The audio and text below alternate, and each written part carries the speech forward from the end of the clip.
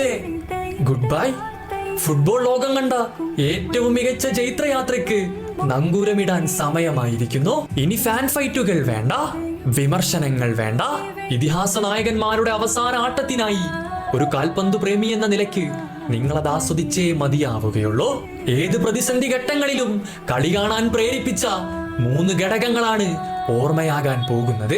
റൊസാരിയൻ തെരുവിൽ നിന്ന് നൗ ക്യാമ്പിന്റെ സ്റ്റേഡിയത്തിലേക്ക് എത്തിയ ഒരു കൊച്ചുബാലൻ, ഫെർഗൂസന്റെ വിരൽത്തുമ്പ് പിടിച്ച് ഓൾഡ് ട്രാഫോർഡിൽ പിച്ച വെച്ച ഒരു 17കാരൻ, ഇതിഹാസങ്ങൾ പിറന്നു വീണ സാന്റോ സ്റ്റേഡിയത്തെ തൊയ്തു വണങ്ങിക്കൊണ്ട് ഇതിഹാസം രചിക്കാൻ വന്ന ഒരു കൗമാരക്കാരൻ, തുറന്ന കൈയുമായി മൈതാനത്തു കടന്നു വന്നവർ, ഇന്നിതാ ചരിത്രം തിരുത്തി എഴുതിക്കൊണ്ട് ആട്ടം അവസാനിപ്പിക്കാൻ പോകുന്നു.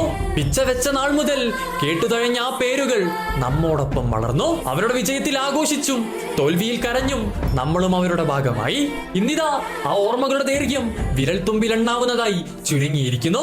കാലം കടന്നു പോകും, പുതുപിറവിയിൽ പുതുജനനങ്ങൾ ഉണ്ടാകും, പല ചരിത്രങ്ങളും തിരുത്തി എഴുതും. പക്ഷേ അവർ സമ്മാനിച്ച ആ ഉറക്കമൊഴിച്ച രാത്രികളുണ്ട്. സാന്റിയാഗോ ബെർണബ്യൂവിൽ എൽ ക്ലാസിക്കോ യുഗത്തിൽ ഏറ്റവും തീവ്രത വരുത്തിയ ദിനങ്ങൾ, ലോക ഫുട്ബോളിന്റെ നായക പരമ്പര 2 പതിറ്റാണ്ടിലേറെ 3 വ്യക്തികളിലേക്കായി ചുരുങ്ങിയ ദിനങ്ങൾ. ഏത് തങ്കലിപിയാൽ എഴുതിയാലും ആ പേരുകൾക്ക് അവർ അർഹിച്ച പ്രസന്നത കിട്ടുമെന്ന് തോന്നുന്നുണ്ടോ? ഇനി വിമർശനങ്ങൾ വേണ്ട, ഒന്നിച്ചാസ്വദിക്കാം.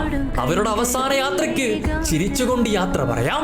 എന്നിട്ട് നാളെ പിറവിയെടുക്കുന്ന പുതുതലമുറയോട് നിങ്ങൾക്ക് അഭിമാനത്തോടു കൂടി പറയാം, നാം ജീവിച്ചത് ഫുട്ബോൾ യുഗത്തിലെ സുവർണ കാലഘട്ടത്തിലായിരുന്നുവെന്ന്. Once more the time to say goodbye. നിങ്ങൾക്ക് ഇഷ്ടമായെങ്കിൽ ലൈക്ക് ചെയ്യാനും ഫോളോ ചെയ്യാനും മറക്കരുത്. നിങ്ങൾക്ക് ഇഷ്ടപ്പെട്ട ഫുട്ബോൾ താരത്തെ സൈഡിൽ കമന്റ് ചെയ്യാനും മറക്കരുത്. പുതിയൊരു വീഡിയോ ആയി എത്തുന്നവരെ ലെറ്റ്സ് വൈൻഡ് അപ്പ്.